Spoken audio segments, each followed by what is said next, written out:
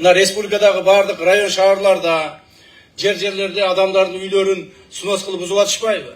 Ушул боюнча айтып коеюн. Урматтуу жетекчилер, адамдын үйүн бузаардын алдында сөзсүз ал адам менен сүйлөшкүлө.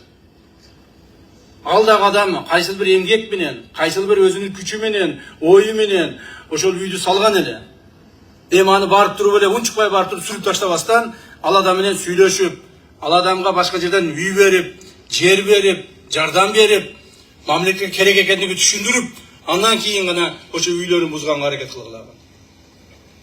Анан кеше бир-эки жерде барып айтпай дебей туруп эле үйлөрүн бузуп киришкен. Ал туура эмес. Президентибиз да ушуну айтып атат. Ал туура эмес.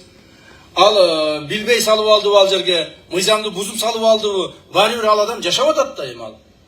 Жашап атат да, анан баары бир анын жашаган үйүнөн эле кууп чыгып эле үйүңдү бузуп эле бар талаага бар деп кууп ирсе, андай болбош керек.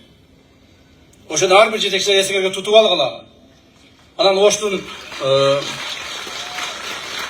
Оштун мэри бузуп атыптыр деп эле анан баардыгын буза бербегиле. Оштун мэри мына азыр мен сурасам, бул киши айтып атат, мен барып сүйлөшүп атам дейт.